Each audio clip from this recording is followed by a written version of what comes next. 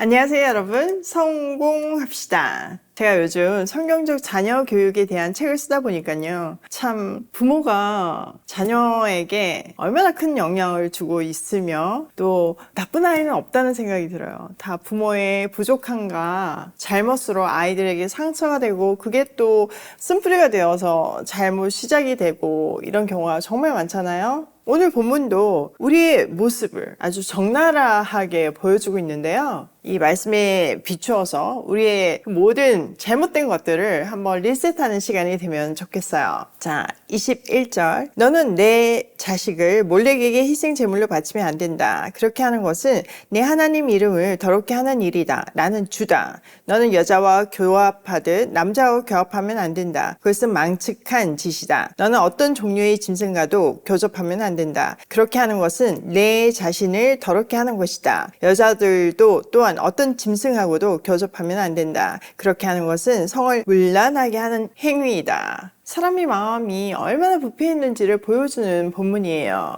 나는 이런 거 안 해요. 과연 그럴까요? 더 한번 들어가 보면요. 온 우주에는요, 질서가 있죠. 하나님이 세우신 질서요. 그래서 그 질서가 무너질 때 세상은 붕괴해요. 우주를 연구하시는 분들을 보면 진짜 그 조그만 오차만 있어도 이게 전체가 폭발한다고 얘기를 하잖아요. 사람도 마찬가지예요. 하나님은 사람에게도 질서를 주셨어요. 그 기준은 하나님이시고 그 기준에 대고 매일의 삶을 이렇게 어레인지하고 정렬할 때 비로소 우리는 사람다운 행복한 삶을 살 수 있어요. 그러나 죄로 인해 망가진 인간은 그 생명의 축 하나님을 부인해요. 그리고 부패한 자기 자신이 그 기준이 되어 버리죠. 내가 기준이니까 내가 보기에 좋은 거, 내가 좋아하는 거, 내 생각이 맞는 대로 살아가죠. 그 생각의 기본은요, 풍요와 다산이에요. 내 마음대로 살 때 어떤 일이 일어나는지 지금 보여주는 것이 이 본문이잖아요. 자, 자식을 몰렉에게 희생 제물로 바치면 안 된대요. 몰렉이 신이잖아요. 그 신한테 왜 자기 자식을 바칠까요? 나한테 제일 귀중한 자식을 바침으로 내가 원하는 것을 이뤄달라는 거죠. 내가 이렇게 좋은 거 줬으니까 너 나한테 보답하라는 거잖아요. 결국 자신이 원하는 것을 얻기 위해서 자식을 몰렉에게 바치는 거예요. 이런 끔찍한 일이 자기가 중심이 된 삶을 살 때 일어난다는 거죠. 그뿐만 아니라 동성애, 또 심지어는 짐승과 관계하는 일까지 생겨나요. 하나님의 기준에서 그걸 보면 죄지만요, 자기의 기준에서 보면 그것이 사랑인 거죠. 로마서 1장에 하나님이 인간의 부패한 마음을 그대로 내버려 뒀을 때 나타날 수밖에 없는 현상이에요. 지금도 이런 일들이 일어나고 있잖아요. 자, 몰렉에게 자기 자식을 바치는 인신제사. 사실 그거는 우리나라에도 뭐 이뿐이나 심청정 같은 데서 보면 그런 인신제사가 존재했다는 것을 볼 수 있잖아요. 뭐 그 옛날뿐만 아니라 지금 현재에도 많은 부모들이 자기가 원하는 것을 얻기 위해서 아이를 위한다는 명목으로 사지로 몰아가고 있잖아요. 그 아까운 청춘들이, 그 귀한 목숨들이 공부라는 명목으로 몰려서 자살률이 점점 높아지고 있잖아요. 이것이 바로 내 욕심이 사로잡혀서 아이를 몰렉에게 희생 제물로 드리는 거와 동일한 행동이에요. 이렇게 우리가 우리의 욕심에 사로잡히면요, 아이들을 죽이지만요, 우리가 말씀에 사로잡히면요, 하나님이 우리 아이들을 키워주세요. 책임져 주세요. 살려주세요. 그러니까 우리가 기준을 분명히 해야 하는 거죠. 동성애, 수간도 마찬가지예요. 인권이라는 이름 하에 얼마나 이 죄가 희석되고 있는지 몰라요. 성경은 분명하게 동성애와 수간이 죄라고 말하고 있잖아요. 그렇게 해서는 안 된다고 금하고 있어요. 그런데 현실은 어떤가요? 뭐 동성애가 점점점 확산이 되어가고 있고, 심지어는 외국 같은 데서 나는 내 개를 너무 사랑한다, 이 개랑 결혼하겠다, 이 법적으로 허용해달라, 이런 일들이 일어나고 있잖아요. 실제로 이런 시대에 동성애, 수간 죄입니다 이렇게 얘기하면, 아니 시대가 어느 때인데 그렇게 꼰대 같은 얘기를 하냐, 이렇게 얘기하잖아요. 그래서 우리는 꼰대가 되지 않기 위해서 입을 닫아요. 그런데요, 잘못은 잘못이라고 분명히 말해주는 것이 진짜 사랑이에요. 근데 그게 정죄가 아니라요, 먼저 그 영혼을 사랑하고 그 상황들을 이해해주고 들어주고 관계가 만들어졌을 때 이 기준을 정말 지혜롭게 얘기해줘야 되는 거죠. 여러분, 죄와 사람은요, 분명하게 분리해서 봐야 돼요. 그리고 사람은요, 무조건 사랑해야 하는 대상이지 미워하고 증오하는 대상이 아니에요. 우리는 이런 대세 앞에서 꼰대가 되지 않기 위해서, 그냥 귀찮아서 대의를 저버리지는 않는지, 또 내 자식을 내 욕심으로 사지로 밀어붙이고 있지는 않는지 이 말씀에 비추어서 잘 살펴봐야 해요. 자, 24절. 위에서 말한 것 가운데 어느 하나라도 저지르면 이것은 너희가 스스로를 더럽히는 일이니 그런 일이 없도록 하여라. 내가 너희 앞에서 쫓아낼 민족들이 바로 그런 짓들을 하다가 스스로 자신을 더럽혔다. 따라서 그들이 사는 땅까지 더럽게 되었다. 그러므로 나는 그 악한 땅을 벌하였고 그 땅은 그 거주자들을 토해내게 되었다. 자, 가나안 땅에 살고 있던 민족들을 하나님께서 쫓아내신 이유를 지금 설명하고 계세요. 위에서 언급했던 그런 더러운 일들을 하며 살았기 때문에 스스로도 더러워졌고 땅까지 더러워져서 하나님 그 악한 땅을 벌하시고 그 땅이 그 사람들을 토해냈대요. 근데 바꿔보면요, 그 사람들은 그게 트렌디한 문화였고요, 자기들의 사랑하는 방식이었어요.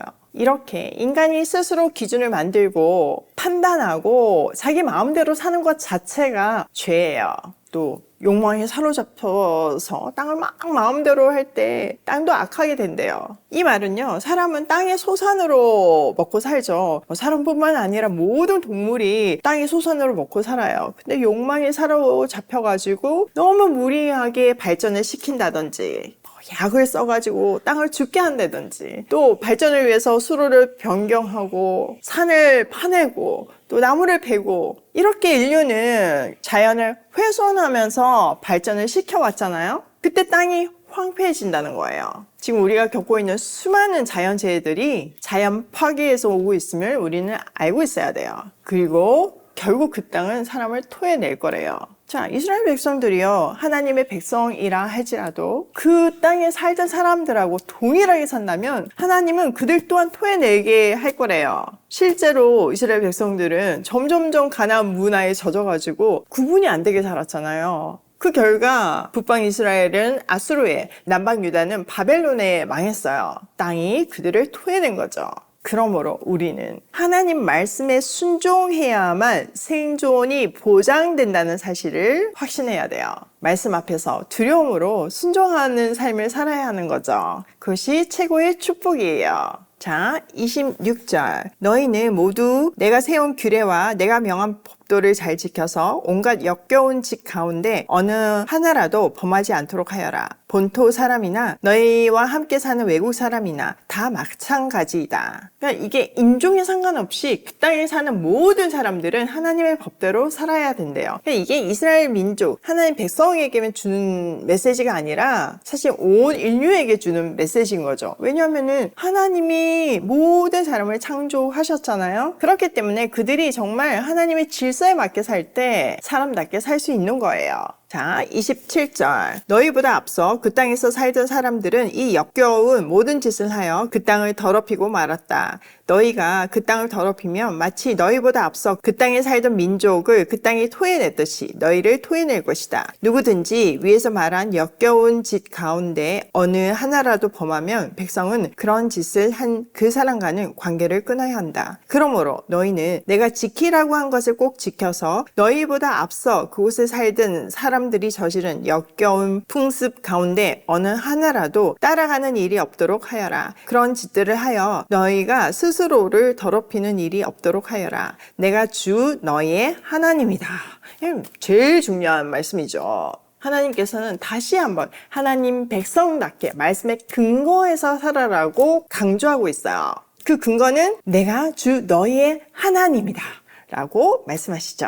자, 세상을 지으신 분이요, 세상을 사는 매뉴얼을 주셨어요. 그대로 살면 행복해진대요. 그런데 사람들은요, 끊임없이 하나님의 권위에 도전하면서 반역을 하죠.